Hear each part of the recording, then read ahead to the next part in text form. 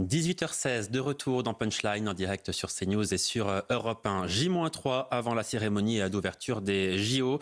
Une cérémonie d'ampleur inédite dans l'histoire des Jeux Olympiques, au cœur de la capitale française, qui nécessite un dispositif de sécurité adapté pour garantir précisément la sécurité de tous. Florian Doré, Laura Lestrade, Sacha Robin et Audrey Legré.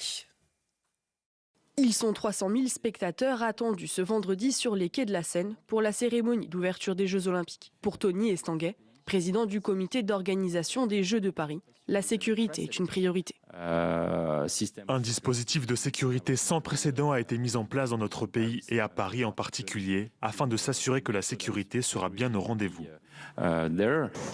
45 000 forces de l'ordre seront mobilisées sur les ponts et positionnées tout au long des 6 km de parcours. Sur les toits comme sur l'eau, chaque centimètre sera quadrillé par des équipes d'élite pour assurer la sécurité des spectateurs, athlètes et des 160 chefs d'État et de gouvernement attendus pour l'événement. L'armée est également mobilisée pour sécuriser la cérémonie. Une barrière nautique anti-intrusion a été installée sur la Seine dans l'Est parisien et des sonars sont plongés au fond du fleuve. 2 périmètres de sécurité ont été mis en place. Un périmètre gris dit antiterroriste interdit aux véhicules motorisés sauf rare dérogation. Riverains, professionnels et visiteurs munis d'une réservation et d'un passe-jeu pourront toutefois circuler. Autour du périmètre gris, un périmètre rouge autorisé aux véhicules avec un justificatif et en libre accès pour les piétons et cyclistes. La cérémonie d'ouverture débutera à 19h30 au pont d'Austerlitz. Le ministre de l'Intérieur, Gérald Darmanin, a indiqué conserver tout de même un plan B en cas d'alerte de dernière minute. Bonjour Christophe Couvis. Ce que l'on constate tous d'abord, c'est que Paris est devenu un véritable bunker. Donc a priori, on est tranquille, il ne peut rien se passer. Bon, surtout actuellement, c'est un peu d'oral exploratrice. Vous n'avez pas la carte, vous ne savez pas trop où aller. Il y a un peu de bug avec les collègues parce que tout le monde se présente en disant j'ai pas de QR code, je ne sais pas s'il en faut un. Enfin, on est obligé de communiquer aussi là-dessus en disant... Oui. Mais là, le dispositif de sécurité qui est présenté, il est quand même colossal. Mais ça n'a jamais été fait. Donc justement, on a mis un niveau de sécurité, on ne peut pas faire mieux, je pense. On a mis toutes les forces de police de la nation sur le tas, sur le bitume. On travaille tous, on a privé nos enfants, nos familles justement de congés pour cet événement. Donc on ne peut pas faire mieux que ce qu'on va faire. Et après, il y a toujours un angle mort. On essaie de prévoir l'imprévisible, c'est ça le métier de policier. Sauf que des fois, effectivement, on n'est pas à l'abri d'un fou, comme on voit dans la rue des fois. Voilà. Et effectivement, le ministre nous dit qu'il n'y a pas de risque exogène, entre guillemets, c'est-à-dire un commando qui viendrait pour commettre un attentat, parce que ça fait depuis de longs mois qu'on travaille en amont avec les services spécialisés d'autres pays. Enfin, je veux dire, là, vous savez, les services de renseignement, c'est une communauté, tout le monde se connaît, tout le monde échange, y compris même avec des pays, des fois, sur lesquels on est un peu belligérant, comme la Russie, etc. Enfin, il y a quand même des dialogues. Après, effectivement, le risque est peut-être endogène, c'est-à-dire propre à la nation, comme je vous dis, avec un individu qui peut passer à l'acte parce que, soit il a pété un câble, où on voit en ce moment qu'il y a des gens qui passent à l'acte, malheureusement. Là aussi, il y a une volonté, je pense aussi, après de réfléchir à ce qui est la situation des hôpitaux psychiatriques en France. Et puis après, des fous de Dieu qui pourraient effectivement, à titre individuel, prendre un couteau, essayer d'aller poignarder des gens. Mais ça, on n'est jamais à l'abri de rien. Mais c'est vrai, François Pupponi, que si d'abord un individu isolé voulait passer à l'acte, a priori, ça ne serait pas dans le périmètre olympique, qui là est complètement saturé par les forces de l'ordre. Le dispositif est tel, d'ailleurs, que le gouvernement donne l'impression d'être quand même véritablement serein. Alors, ce qui peut étonner, peut-être que Gérald Darmanin ne dort pas très bien en ce moment, en tout cas, il ne le montre pas, mais est-ce qu'il a raison de montrer cette sérénité apparente ? Oui, je crois que, comme il a dit, toutes les précautions, sincèrement, ce que vous l'avez dit, c'est un bunker pour essayer de se déplacer. Et encore, on est à 3 jours, donc imaginez pendant l'événement, ce sera...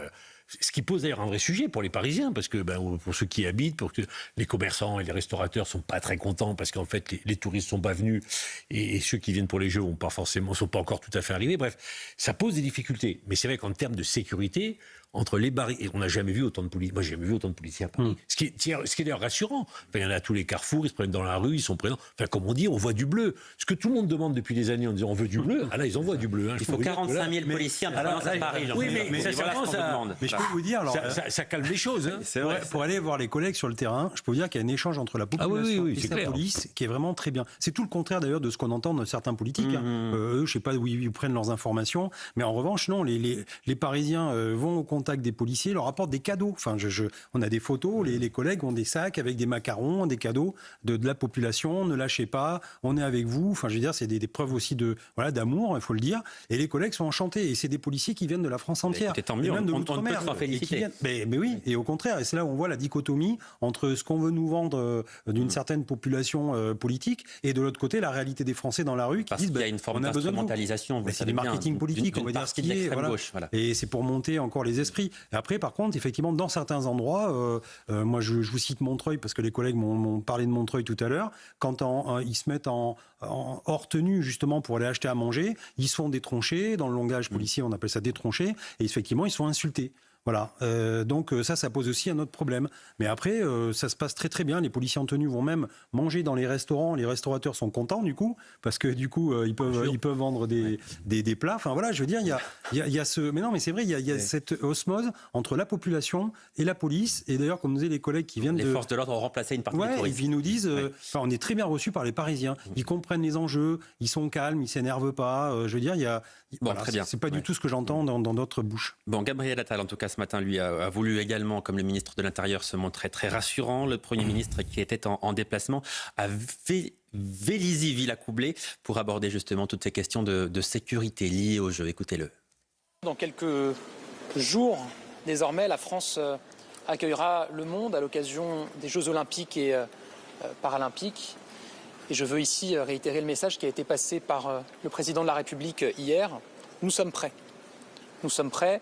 Tout est prêt pour que ces Jeux soient une réussite, que la cérémonie d'ouverture et que l'ensemble des épreuves soient une réussite. Cela nécessite une organisation millimétrée qui a évidemment été conduite ces derniers mois, ces dernières années, même en interministériel. Chacun est à son poste, chacun est à sa place pour garantir le succès de ces Jeux. C'est vrai, Fabrice Hakoun, que beaucoup ont été pessimistes depuis des mois en disant ces Jeux, ça va être une catastrophe, on va avoir honte de l'image qu'on va renvoyer au monde entier. Puis finalement, je suis sûr que ça va bien se passer. Mais on n'est pas français pour rien. On n'est pas français pour rien, on aime se plaindre avant, c'est pareil avec les grandes constructions. Moi, j'étais la dernière fois au Louvre, la pyramide du Louvre est absolument magnifique, elle a fait parler d'elle à l'époque, tout le monde était opposé. Enfin, on est comme ça, on a ce côté un peu grognon avant, et puis après finalement la fête réconcilie tout le monde, donc c'est comme ça, c'est une nature, c'est un peuple, et moi je trouve que ça a aussi son charme, le peuple français a son charme. Bah oui, il a son charme parce qu'en fait, de cette manière-là, on se laisse pas faire, on n'est pas tout le temps à accepter effectivement comme un diktat ce qu'on nous dit de dire ou de penser. On aime bien aller à l'encontre de ça. Je trouve que moi ça me choque pas fondamentalement. Et puis il faut dire aussi que la communication n'a pas été très bonne. Enfin, je veux dire la communication, là, je suis désolé, la mairie de Paris, mais vous êtes dans l'opposition, donc ça va. Mais la communication. Vous pouvez y aller. Critiquer Anne Hidalgo, c'est bon. Il ne vous dira rien. La communication de la mairie de Paris n'a pas été très bonne. Enfin, il y a eu le voyage à Tahiti, il y a eu tout un tas d'éléments qui font qu'il y a une espèce de divorce entre une partie de la classe politique et les Français qui font qu'il y a une perte de crédibilité. Et ça, par contre, c'est plus ennuyeux. Mais Anne Hidalgo, elle a nagé dans la Seine, pardon. Oui, c'est vrai. Oui. Ça nous a coûté 1,4 milliard. Il faut savoir qu'avec 500 millions, on permettait à l'île de la Guadeloupe d'améliorer l'accès à l'eau potable. Voilà, il y a des choses un peu... Enfin, on peut en parler aussi, ça. Pierre-Yves Bournazel. C'est la trêve olympique, donc je ne parlerai pas de Madame Hidalgo. Voilà. Et je souhaite la réussite de ces Jeux, parce que c'est l'intérêt de la France, c'est l'intérêt de Paris. Bien sûr. L'occasion de montrer notre savoir-faire. C'est un moment aussi de fête et j'espère d'apaisement. Toutes les nations sont réunies, en tout cas les athlètes sont là. Et il faut qu'on en profite, il faut qu'on savoure ce moment. Ils sont trop rares, il faut savoir les partager. Et j'ai confiance, dans nos grands responsables, et notamment de la police, du monde du renseignement, pour protéger nos intérêts et notre sécurité. Alors le risque zéro, bien sûr, n'existe pas. C'est le plus gros événement au monde. C'est le plus difficile à protéger.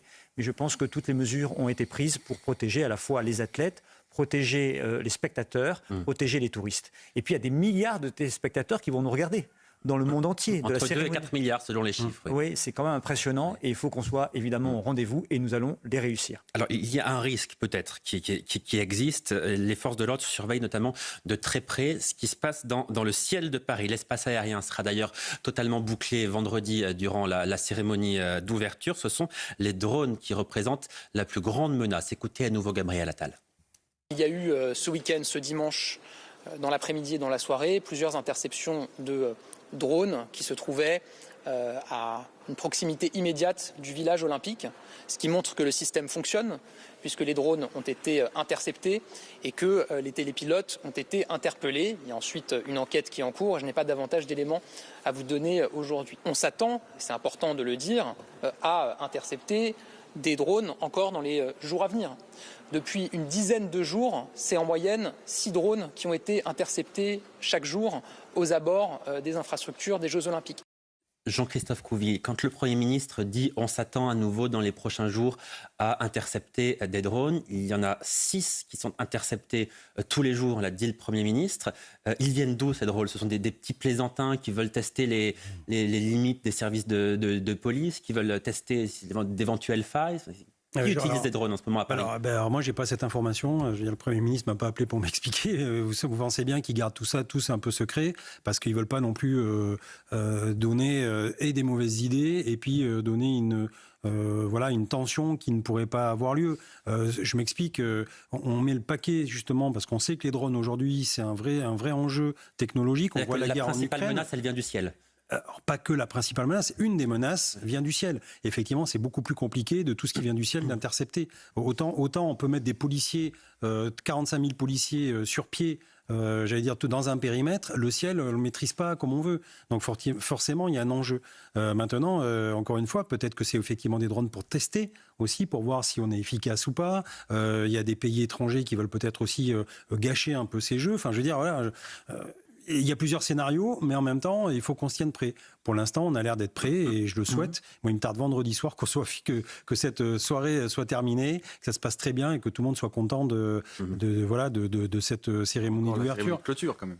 Non, mais non, parce que c'est un moment, en même temps, il faut vivre le moment présent. Et je pense que je vous dis, les Parisiens, les gens sont contents aussi de participer à ça. Oui, moi, il faut positiver. Et je vous rejoins. C'est vrai qu'il faut positiver.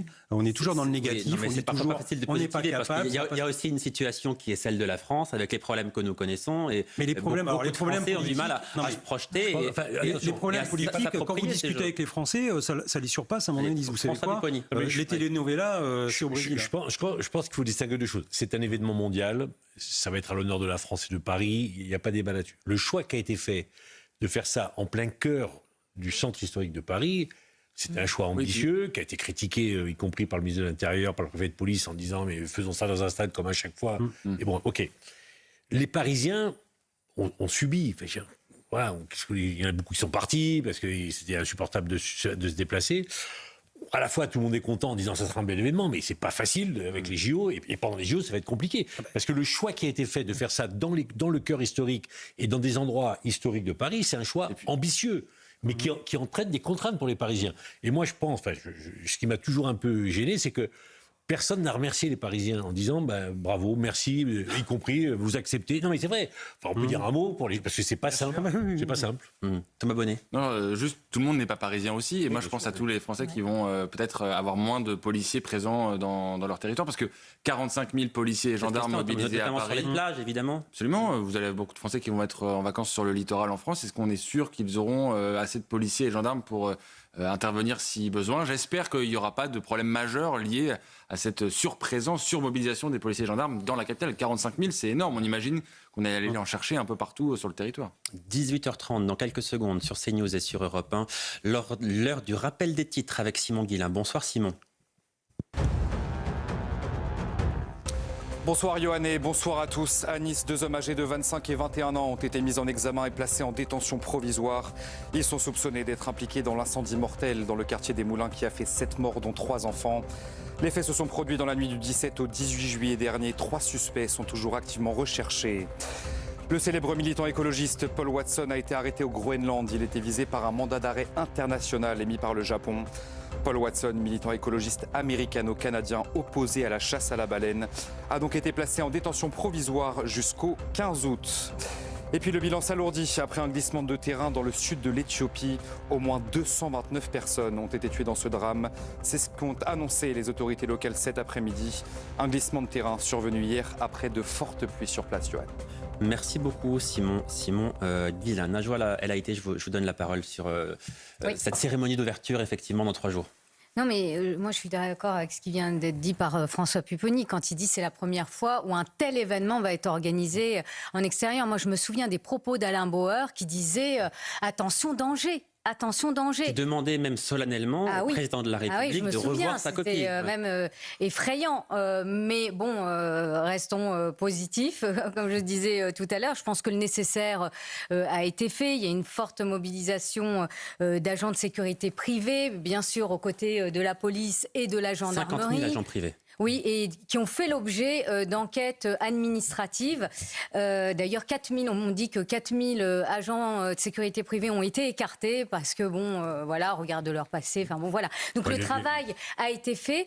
Je rebondis aussi sur la mobilisation du corps judiciaire, c'est-à-dire vous avez également des magistrats qui sont de permanence en cas de délit pour des comparutions immédiates. Vous avez l'ordre des avocats.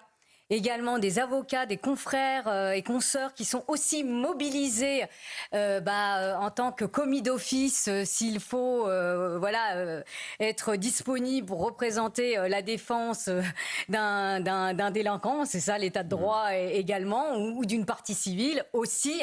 Donc vous avez aussi un corps judiciaire qui est extrêmement mobilisé dans le cadre de ces JO. On est passé d'1 million à 300 000 spectateurs.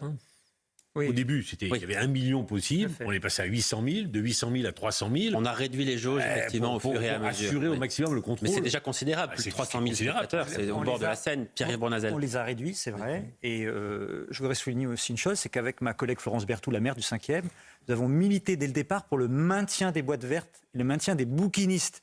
Et nous avons réussi, après des mois de combat, à les maintenir, même s'ils vont fermer là quelques jours, mais ils vont pouvoir, le temps des épreuves, réouvrir. Et nos boîtes vertes, nos bouquinistes qui sont l'âme de Paris vont pouvoir aussi participer aux Jeux Olympiques et Paralympiques et être aussi la vitrine de Paris. C'est important. La culture, il ne faut pas l'oublier au moment où on célèbre le sport. Alors, Gérald Darmanin, qui s'exprime chez nos confrères de Paris Match, il dit la chose suivante: le risque d'attentat terroriste existe. Lors d'un été classique, 40% des forces de l'ordre sont mobilisables. Là, on sera à 97% des forces de l'ordre mobilisées, ce qui signifie qu'aucun gendarme ou aucun policier n'est qu'en vacances cet été, en réalité. Ben non, là, les 3 semaines, c'est 100% des présents, à quelques cas particuliers, parce que là, nous aussi, syndicalistes, on veille, parce qu'il y a des cas particuliers, voilà, et donc on est là pour défendre les conditions de travail de nos collègues. Mais oui, c'est 100%. Donc effectivement, d'habitude, c'est jamais arrivé. Mais non, c'est rarement arrivé, mais 100% comme ça, je crois que moi, écoutez, je suis rentré dans l'administration en 98, j'ai jamais connu ça. Voilà. Même pendant la Coupe du Monde de foot, j'étais jeune bitos, comme on dit, mais j'ai pas connu ça. Donc voilà, et là, aujourd'hui, donc c'est un lourd tribut que tout le monde paye pour que ça réussisse. Donc j'ai envie aussi qu'on positive. On n'a rien demandé, on demande de faire le boulot, on le fait. Maintenant, il faut que ça se passe bien. J'espère qu'il n'y aura aucun problème, aucun attentat, et que mes collègues rentrent chez eux avec le devoir accompli et tout le monde content. Et vous faites votre devoir, et je vous en remercie, mais on peut aussi remercier les policières et les policiers, parce que on vous crache, on en parlait tout à l'heure, à la figure en permanence, en tout cas certains vous crachent à la figure, on veut vous désarmer, on dit que la police tue en permanence. Je pense que vous faites honneur aussi à la République que de protéger le plus grand événement au monde. Donc il faut aussi le dire, les policières et les policiers qui vont bosser tout cet été, c'est pour notre sécurité et pour la France. Bien sûr, c'est toutes les forces de l'ordre. D'ailleurs, il ne faut pas oublier les gendarmes, policiers municipaux. Bien sûr. Je veux dire, tout le monde a quand même donné le maillot, les pompiers, les militaires. Enfin, voilà, je veux dire, mais en fait, quelque part, c'est le statut de la fonction publique. On est content de trouver des fonctionnaires là, vous voyez. Quand on n'arrête pas de vouloir détruire le statut. Habillé tout neuf. On est rutilant là, vous avez vu. On est affûté comme des lames de katana. On va écouter une dernière fois Gabriel Attal qui estime que ces Jeux doivent être un moment de rassemblement pour l'ensemble des Français. Je pense que ces Jeux Olympiques et Paralympiques doivent être un moment de rassemblement. Ce sera un moment de rassemblement à l'international. Je pense que c'est important de le dire dans un contexte géopolitique particulièrement bouleversé. Mais je pense aussi que ce sera un moment de rassemblement des Français. Et je l'espère, de très grande fierté d'accueillir le monde dans de telles conditions d'organisation qui, à en lire la presse internationale, sont d'ores et déjà saluées très largement, comme l'organisation de ces Jeux a déjà été saluée par le président du CIO, M. Thomas Bach, qui avait dit, je crois, mais c'est la ministre qui connaît cette phrase par cœur, que c'était les Jeux les mieux organisés. Oui, qui n'avait jamais vu un pays aussi près si tôt. Voilà. Et je pense que ce sera un moment de fierté pour les Français. Voilà, Gabriel Attal et Amélie Oudéa-Castéra, la ministre chargée des Sports. On n'a jamais vu un pays aussi près, aussitôt. François Pupponi, c'est formidable. Non mais sincèrement, la France est un grand pays. Et c'était aussi l'objectif de ces JO, de montrer qu'on était capable de bien faire les choses. Parfois mieux qu'ailleurs. Et ça, on le sait le faire, il n'y a pas de doute là-dessus. Mais je répète, le pari qui a été pris est un pari extrêmement ambitieux. Et personne n'avait pu imaginer à l'époque, quand ce pari a été pris, qu'il y aurait la guerre en Ukraine, qu'il y aurait la guerre à Gaza, qu'il y aurait une crise politique majeure. Et malgré tout ça, on est au rendez-vous. Voilà. On espère vraiment que ça se passe bien. Il faut attendre parce peut-être que la fin. Malgré tout ça, on est a priori au rendez-vous. On va quand même attendre de voir comment les choses se passent. Mais c'est vrai que tout semble avoir été quand même extrêmement bien préparé. Les moyens sur le terrain sont absolument considérables. Disons qu'on se sent quand même rassuré. Mais ils ont mis les moyens, les choses ont été faites correctement. Ça, je pense que tout le monde sera d'accord là-dessus. Mais ce discours de se féliciter avant même que les Jeux Olympiques n'aient véritablement démarré. Bien ce que vous dites. Attendons quand même la fin. Je vous rappelle que demain, et ce sera sans doute le sujet que vous allez aborder après, demain soir, il y a un match au Parc des Princes entre le Mali et Israël. J'aimerais que tout se passe bien dès demain soir. Et j'espère vraiment que tout va bien se passer dès demain soir. Oui. Ce qu'il faut dire aussi, Fabrice Hakoun, c'est effectivement ce que François Pupponi a abordé, c'est que le contexte international, au moment où nous avons obtenu ces Jeux, et aujourd'hui, il a considérablement évolué. La menace a explosé. Oui, la menace a explosé, même si elle est quand même constante depuis des décennies, y compris depuis les années 80-90. Mais bien sûr qu'il y a un certain nombre de choses qui ont explosé, en particulier le risque avec la Russie et le risque de cyberattaque, parce qu'on parle beaucoup de la sécurité physique. On oublie simplement qu'aujourd'hui, l'essentiel de la menace, elle est cyber. Est bien plus dangereuse. Donc il faut, j'espère, et je suis même certain que ça a été pris en compte, que ce risque-là a été pris en compte, parce qu'effectivement, c'est là que peut être la faille principale. Et on parlait de la difficulté à maîtriser les airs. Alors là, l'espace numérique, c'est encore plus compliqué. On s'en est un peu rendu compte avec la panne mondiale vendredi dernier, qui a effectivement perturbé beaucoup d'aéroports, des systèmes bancaires, etc. Donc effectivement, on se dit que et qui a affecté aussi d'ailleurs Paris 2024. Mais sur le contexte qui a changé, juste qu'on peut rajouter aussi, c'est l'attentat qui s'est déroulé à Moscou, parce que c'était l'une des dernières illustrations en date de la possibilité d'avoir des attaques projetées d'attentats dans des capitales occidentales. Et c'est à ce moment-là aussi où on avait remis en question justement la tenue de cette cérémonie sur la scène. François Pupponi, pour en revenir à ce grand moment de rassemblement, est-ce que vous pensez que les Français sont prêts à s'unir, à s'approprier ces Jeux à partir de vendredi prochain, de mettre de côté l'ensemble de leurs problèmes, de leurs différends, de leurs désaccords, parce que ce sont les Jeux Olympiques? Oui, c'est sûr. Dans ces mois-là, on est capable de se fédérer, de se réunir. Mais le lendemain, on a vite oublié. Ne vous inquiétez pas, dès le mois de septembre, je crois que les Jeux paralympiques s'arrêtent le 8. Dès le 9, on retombera dans nos travers, et là il y aura tout de nouveau mais c'est la France, les Français sont comme ça. Mais bien entendu que dans ces moments-là, on se fédère. Moi j'ai assisté l'autre jour à une étape du Tour de France, on voit bien comment pour des événements comme cela, les Français oublient un peu et leurs problèmes et leurs querelles, et se fédèrent sur un événement qui est populaire. Et si effectivement les JO sont un événement populaire, alors oui, il y aura. Si ce n'est pas le grand événement populaire qu'on espère, ça sera un peu différent. Mais si c'est l'événement populaire dont on rêve, effectivement, les gens vont se fédérer autour de ça. Alors la délégation israélienne est arrivée hier soir en France et elle est placée sous très haute protection face à la menace qui pèse sur elle, menace liée au conflit israélo-palestinien et à l'instrumentalisation qui en est faite par certains élus. Les propos de Thomas Porte qui a jugé le week-end dernier que les athlètes israéliens n'étaient pas les bienvenus en France, continue de faire beaucoup réagir. Régine Delfour. Les 88 athlètes israéliens sont arrivés hier à Paris. Cette délégation est placée sous haute protection, comme l'a annoncé Gérald Darmanin. Leur sécurité est assurée par le GIGN et le RAID, les unités d'élite de la gendarmerie et de la police, 24 heures sur 24 de leur arrivée et jusqu'à leur départ du sol français. Une protection renforcée car la menace sur ces athlètes est très forte.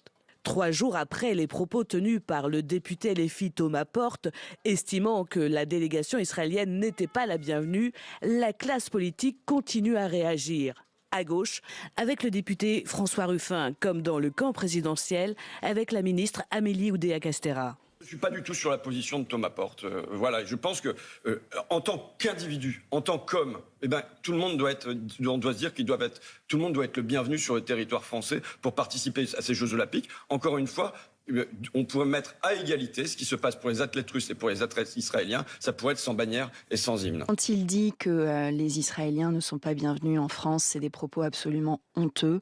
et qui n'engage absolument pas la parole de la France. Les Israéliens sont les bienvenus dans notre pays, comme l'est d'ailleurs le comité palestinien. Les délégations seront bien sûr protégées. Des agents du Shin Bet, le service de sécurité intérieure israélien, sont également présents. Armés, ils travaillent sous l'autorité des forces de sécurité françaises. François Pipponi, la délégation israélienne qui sera protégée par le GIGN. Non, mais il faut quand même que tout le monde se rende bien compte où est-ce que nous en sommes arrivés. Non, mais c'est une honte. C'est une honte parce qu'on parlait de la trêve olympique, mais pour LFI, il n'y a pas de trêve olympique. Ils continuent à déverser leur haine contre Israël. Quel intérêt à 2 jours d'un événement comme cela de mettre une cible dans le dos des athlètes israéliens, enfin, surtout quand on sait qu'il y a eu Munich. On sait ce qui s'est passé, on sait le risque. Le même intérêt qui est leur depuis le 7 octobre. Oui, mais là, quand on met une cible dans le dos des gens en disant ils n'ont pas le droit d'être là, il y a aussi des personnes, ceux qui ont envie de faire des attentats, ils savent sur qui ils doivent faire leurs attentats. C'est surréaliste et scandaleux. Effectivement, on est obligé de mettre des conditions de sécurité pour défendre les Israéliens. En quoi ces sportifs israéliens sont responsables de la politique du gouvernement israélien ? Moi, je ne connais pas l'opinion politique des gymnastes, des footballeurs qui vont demain fouler. Peut-être qu'ils sont contre Benjamin Netanyahu, qui sont contre ce qui se passe à Gaza. Mais de quel droit on va... Et leur seul tort est d'être israélien. Et accessoirement juif. Et accessoirement juif. Vous avez raison. Parce que ceux qui attaquent les Israéliens, c'est très bien qu'ils attaquent. Hein. Absolument. Même s'il y a d'ailleurs dans la délégation, je crois, un athlète arabe. Des Arabes, bien sûr. Mais comme il y en a partout en Israël, avec des droits équivalents. Oui, comme il y en a partout en Israël avec des droits équivalents. Moi, je souhaiterais souligner simplement que ça prouve l'intention en fait de ce camp politique. Quand on a l'intention d'être par exemple pro-palestinien, eh bien on rêverait au contraire de voir à cette occasion des athlètes israéliens et palestiniens fraterniser, se serrer la main. C'est ça que devrait souhaiter n'importe quel camp politique. Profitons de ces jeux pour que ces hommes et ces femmes qui s'affrontent, au contraire, montrent l'exemple et montrent que c'est possible. Voilà ce qui m'intéresserait, moi. Donc, en fait, ils ne sont pas pro-palestiniens, ils sont fondamentalement anti-israéliens. Et s'ils le sont autant avec une telle obsession, c'est parce que derrière, il y a la haine du juif qui est sous-tendue. Najwa El Haïty. Oui, il n'y a pas de trêve pour LFI pour jeter sa haine contre... Et je ne dis pas tous les LFI, je fais la part des choses, mais certains LFI contre les athlètes israéliens de confession juive. Ou musulmane d'ailleurs. Ou musulmane, oui. Dans la délégation, il y a aussi des musulmans. Tout à fait. Et la présence aussi du président d'Israël qui sera là à l'ouverture. Si vous regardez les réseaux sociaux, là aussi... a été relayé de manière extrêmement négative par des élus LFistes en disant c'est une provocation, la présence du président israélien à l'ouverture des JO. Tout ça pour vous dire que là où je suis scandalisée aussi, c'est le silence d'Olivier Faure, premier secrétaire du Parti socialiste, qui par rapport aux propos qui sont tenus par ce député LFiste, Monsieur Porte, c'est un silence coupable mais pour vous avez moi. Entendu, Marine Tondelier, c'est pareil. Mais vous avez beaucoup entendu Olivier Faure depuis le 7 octobre ? Non, il y a un avis de disparition ou un avis de recherche, surtout un avis de recherche qui est lancé. Et Marine Tondelier, qui était extrêmement présente ces derniers jours, quand même. On l'a entendu par rapport à la constitution de ce gouvernement, etc., appelant à la responsabilité des uns et des autres. Là, par contre, je ne l'ai pas entendu concernant... le fait qu'elle se démarque des propos de ce député LFiste. C'est tout simplement nauséabonde. Voilà. Vous savez ce qu'on dit, qui ne dit mot consent. Mais alors, juste pour répondre, Sandrine Rousseau, quand même, qui est partie au même parti politique que Marine Tondelier a répondu en se désolidarisant des propos de Thomas Porte. On peut aussi citer le Parti communiste français qui a publié un communiqué là aussi pour se désolidariser. Donc il y a quand même un peu de parti de gauche qui vous évoquez Thomas Porte, puisque vous l'évoquez. On va entendre Mathilde Panot, qui est la présidente du groupe LFI à l'Assemblée nationale, qui défend précisément Thomas Porte, qui a donc estimé le week-end dernier que les athlètes israéliens n'étaient pas les bienvenus en France. Mathilde Panot. Alors moi, je trouve cette polémique qui a été faite à Thomas Porte complètement indigne. Je vais vous lire une phrase que Anne Hidalgo a dit elle-même le 31 mars 2024. Elle dit « Je dis aux athlètes russes et biélorusses qu'ils ne sont pas les bienvenus. Et je ne crois pas qu'il y a eu de tollé derrière cette phrase. Alors, qu'est-ce que nous demandons? D'ailleurs, ce n'est pas la première fois que nous demandons cela. Nous demandons qu'il n'y ait pas deux poids, deux mesures qui affaiblit la parole de la France. Parce que d'un côté, vous avez les athlètes russes, et là encore, ce ne sont pas les personnes que nous visons, mais vous avez les athlètes russes qui sont sous bannière neutre et qui ne participent pas à la cérémonie d'ouverture. Et de l'autre côté, vous avez des athlètes israéliens qui, eux, ne sont pas sous une bannière neutre et participent à la cérémonie d'ouverture.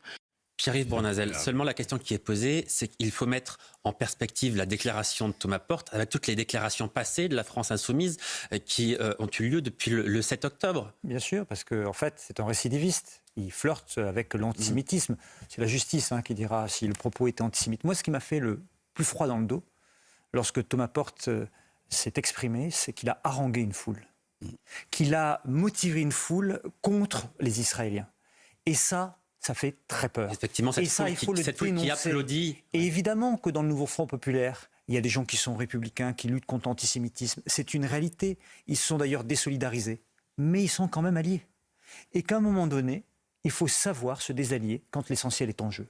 Quand on a des gens qui flirtent avec l'antisémitisme, qui récidivent par leurs propos, qui jouent avec le feu, qui essaient de monter des gens contre des Israéliens simplement parce qu'ils sont Israéliens, c'est extrêmement grave et je pense que ça serait l'honneur des autres partis de la gauche de se désolidariser, certes dans les propos, mais aussi de se désallier avec un certain nombre de députés LFistes qui déshonorent vraiment la parole publique. François Pupponi. Je voulais réagir aux déclarations de Mathilde Panot. Elle est juste en train de dire qu'il ne faudrait pas qu'il y ait d'athlètes ukrainiens à Paris. Puisqu'elle dit, elle compare, les Russes ont attaqué l'Ukraine, pays démocratique, ils ont été attaqués par... Et là, les Israéliens se défendent. C'est eux qui ont été attaqués par le Hamas et qui se défendent pour éradiquer un mouvement terroriste qui a tué des milliers, plus d'un millier d'Israéliens. Voilà. Et donc, quand elle dit, il ne faut pas qu'ils viennent, donc l'Ukraine qui se défend, il ne faut pas qu'ils viennent. Ils se défendent contre la Russie. C'est scandaleux. Il ne faut pas qu'ils viennent à Paris. Voilà, ils ne sont même pas capables de comprendre. Enfin, je me comprends. Ils font semblant de ne pas comprendre. Oui, ils font semblant de comprendre. Pour servir des intérêts électoraux. À faire dire que c'est Israël qui agresse, que c'est Israël qui est un génocidaire, etc. Et donc à véhiculer la haine d'Israël et donc la haine des Juifs dans un pays qui est déjà sous tension en France. Et quand on dit qu'il y a des risques d'attentat, il y a aussi des risques d'attentat contre la délégation israélienne. Naturellement. Et en rajouter, c'est d'une irresponsabilité. C'est pour ça que cette délégation, elle est protégée par le GIGN. Jean-Christophe Couvi, d'abord, est-ce qu'on a déjà vu une délégation protégée par le GIGN? Et je me dis, mais quelle image est-ce que ça renvoie? Est-ce que la France n'est pas en train de passer pour un pays antisémite aux yeux du monde entier? Alors on a des délégations qui sont protégées par le RAID, par les GIGN aussi. Enfin, ça se fait. Là, effectivement, il y a aussi un effet d'annonce. Mais surtout, c'est qu'on a des hommes et des femmes, des policiers et gendarmes qui risquent leur vie pour aussi des propos qui sont tenus par des hommes politiques. Enfin, encore une fois, Thomas Porte, il est gentil, mais au nom de qui il dit que les athlètes ne sont pas bienvenus en France. Au nom de qui? En son nom à lui, au nom de quelques dizaines ou centaines de personnes dans la rue. En tant que député, manifestement, il est député, donc il représente une partie des Français. Ça, c'est incontestable. Moi, je vais vous dire, en tant que citoyen, par mon nom, en tout cas. Voilà. Moi, je lui ai rien demandé. Donc, au nom d'une partie des Français. Et surtout, c'est qui met en danger, encore une fois, les policiers et les policières. Voilà, et ça, je suis désolé. Nous, tous les jours encore, on risque nos vies. C'est pas eux qui risquent leur vie. Alors, Pierre-Yves Bournazel et Fabrice Hakoun. On accueille des athlètes syriens, c'est bien normal. Ils ne sont pas responsables de M. Assad, qui a commis des crimes. Et je n'ai pas entendu M. Porte dire, par exemple, qu'il ne souhaitait pas la bienvenue aux athlètes syriens. Les Azéris. Donc, voilà, ou les Azéris. Tout simplement, on voit bien que là, il y a quand même une obsession vis-à-vis d'Israël. Et ça, c'est très dangereux. Et ça, on ne peut pas l'accepter. C'est pour servir un intérêt électoral. On le répète suffisamment, mais ça me semble clair quand même. Je pense. Oui, il faut simplement rappeler qu'avant tout passage à l'acte, il y a les mots. Fin 19e siècle, début 20e, avec l'affaire Dreyfus, etc., vous aviez des mots. Les Juifs étaient qualifiés de vermines, etc., ont été déshumanisés au point que ça n'a quasiment pas dérangé, à part effectivement les résistants, etc., mais en tout cas, on a pu en exterminer 6 millions. Vous avez eu au Rwanda la radio des 1000 collines qui, pendant des années, a déversé des torrents de haine contre les Tutsis avec le résultat qu'on connaît. Les mots précèdent toujours les actes. Et je pense qu'il est extrêmement grave d'attendre les actes pour agir. Et les mots peuvent tuer. Pierre-Yves Bournazel. Et les mots peuvent tuer. Najwa El Haïty. Je pense qu'ils vont profiter Après, je peux me tromper, hein, mais certains députés, les fils, vont profiter de cette tribune, voilà, médiatique, mondiale, pour véhiculer ce type de propos scandaleux et nauséabonds. Et c'est là où, parce qu'il y a les réseaux sociaux, il n'y a pas uniquement, et puis je pense qu'il y aura aussi des provocations avec des drapeaux palestiniens. On parlait, Paris est bunkérisé, j'ai envie de vous dire, heureusement, mais je pense qu'il y aura des provocations parce que là, c'est une large tribune à l'international où ils voudront faire parler d'eux, ces députés-là. Je veux qu'on regarde et qu'on entende à présent cette séquence. Ce sont les athlètes de la délégation israélienne qui ont quitté l'aéroport de Tel Aviv hier soir. Bonjour la France. Shalom la France. Bonjour la France. Bonjour la France. Shalom la France. Bonjour la France. France, je suis prêt. Shalom la France. Bonjour la France. France, j'arrive. Bon, franchement, François Pipponi, quand on les voit, quand on les entend, ils sont chaleureux, on voit qu'ils ont envie de participer à ces JO. On a juste envie de leur dire, mais oui, bien sûr, vous êtes les bienvenus, et on espère même qu'ils auront beaucoup de succès. Mais bien entendu, moi je suis des dizaines de fois en Israël. Quand on connaît ce pays, quand on connaît aussi le traumatisme du 16 octobre, de ces sportifs qui viennent représenter leur pays avec leur drapeau, comment on peut considérer qu'ils doivent être bannis vis-à-vis du monde entier? Ça n'a pas de sens, je répète. Quand on en arrive là, et qu'on est en plus un responsable politique français qui accueille les Olympiques et qu'on est capable de tenir ces propos-là, on sait très bien que ça aura un retentissement international, que le monde entier va entendre qu'effectivement un parlementaire avec son écharpe dit « on ne veut pas des Israéliens ». Ils savent très bien ce qu'ils font. Quelque part, ils ne vont pas s'arrêter parce que ils ont gagné... Ils déclarent avoir gagné les élections législatives. Ils ont été capables, en ayant des propos aussi honteux que cela, de faire barrage plutôt au Rassemblement national, et on ne fait pas barrage au LFI, puisque quelque part, les gens se sont précipités pour voter, y compris pour les candidats LFI, pour faire barrage au Rassemblement national. Donc pourquoi voulez-vous qu'ils s'arrêtent? Fabrice Hakoun. C'est du dépit, surtout quand on connaît l'histoire de France, en fait. C'est-à-dire que quand vous connaissez l'histoire de France et ce qui s'est passé il y a 80 ans, bien sûr que c'est un choc et c'est une déchirure de voir qu'une partie de nos concitoyens adhèrent à ces thèses. Quand on voit par exemple qu'en Allemagne, où il y a une très forte communauté musulmane, une très forte communauté turque, le gouvernement allemand et les politiques allemands n'ont pas du tout pris cette posture-là. Ils continuent à soutenir Israël, et pourtant il n'y a pas là-bas de révolution, d'émeutes et de problèmes sociaux. Donc je suis étonné, et puis je suis très choqué aussi que ces politiques fassent ça parce qu'en fait, ils essentialisent nos concitoyens musulmans en considérant que pour les attirer électoralement, il faudrait tenir des propos antisémites. Et ça me choque profondément. Regardons ce qui s'est passé en Belgique. Hein. Absolument. Le match Israël-Belgique annulé parce qu'on ne pouvait pas assurer la sécurité. La Belgique n'était pas capable d'assurer la sécurité de ce match. Et je précise que la France affrontera l'équipe d'Israël au football aussi au mois de novembre prochain à Saint-Denis. Donc on espère que là aussi les conditions seront réunies. On peut aussi se souvenir de ce qui s'est passé pour le concours de l'Eurovision en Suède. Rappelez-vous, il y avait des milliers de personnes qui attendaient devant le lieu où cette jeune chanteuse israélienne devait se produire. Avec des slogans, on ne va pas les rappeler ici, mais qui étaient absolument terribles. On a déjà eu des exemples d'images pour une chanteuse à l'Eurovision israélienne. Symboliquement, c'est très choquant. Imaginez ce qui peut se produire dans d'autres pays. Pierre-Yves Bournazel. S'attaquer aux personnes en fonction de ce qu'elles sont, c'est un extrémisme politique qui doit être combattu d'où qu'ils viennent. Et en l'occurrence là, ce sont des LFistes qui ont tenu ces propos-là, et c'est très grave. Et donc moi j'ai envie de dire à cette délégation d'abord shalom, bienvenue en France. La France, ce n'est pas Monsieur Porte. La France est une terre capable d'accueillir les Jeux Olympiques et Paralympiques. C'est une nation ouverte, et c'est une nation qui accueille Israël et toutes les autres nations avec le sourire et avec vraiment le sentiment de faire quelque chose de bien. Et puis si on veut parler de sport, ne serait-ce que pendant une minute, c'est vrai que ces athlètes, ils abordent cette compétition d'une manière un peu étrange, parce que d'abord, ils vont avoir une pression considérable sur les épaules, et puis ils vont peut-être aussi se sentir quelque part en danger. Ils savent qu'ils sont des cibles, donc pour effectivement engager les Jeux Olympiques, il y a meilleures conditions. Pour bien connaître les Israéliens, ils vivent avec cette menace tous les jours. Hein. Ils savent très bien en se levant le matin qu'ils ne sont pas sûrs de rentrer le soir. Donc ils ont l'habitude de vivre, ce qui est terrible d'ailleurs, de vivre avec cette pression permanente de pouvoir disparaître à n'importe quel moment. Donc non, je pense que ça va les renforcer au contraire. Moi, ce que j'espère, c'est parce qu'il y a d'ailleurs certains qui peuvent espérer des médailles d'or, c'est qu'ils gagnent des médailles d'or, voilà, et qu'on soit obligé de les applaudir pour certains et que d'autres soient très heureux comme moi de les saluer et de les applaudir. Et puis, elle est arrivée. Elle est enfin arrivée. Vous voyez évidemment à qui je fais référence. Elle est arrivée en toute fin de matinée, arrivée dans les rues de Paris, ou en tout cas en bas de son hôtel. C'est Céline Dion. Céline Dion fait son grand retour sur scène, puisqu'elle va chanter vraisemblablement, c'est pour ça qu'elle est à Paris, lors de cette cérémonie d'ouverture des Jeux Olympiques. Voilà, plus de 4 ans qu'elle n'est pas montée sur scène en raison de ses problèmes de santé. Il y a d'abord eu la crise sanitaire qui avait contraint d'annuler sa grande tournée mondiale. Et puis, effectivement, ces problèmes de santé qui ont fait qu'elle n'est pas remontée sur scène. Eh bien, elle va faire son grand retour. Ça, c'est un bon coup pour la France. Tout à fait. Et il semblerait qu'elle chante du Piaf. Elle va chanter Piaf. Voilà, donc je ne sais pas quelle chanson, mais en tous les cas, oui, c'est un grand retour, surtout pour ses fans. Et puis bon, c'est une star internationale. On parle également au conditionnel, j'ai utilisé le conditionnel, de Lady Gaga aussi, qui serait aussi parmi les artistes internationaux à être invités à cette ouverture des JO. Je parle au conditionnel, parce que je vois que vous me regardez. Non.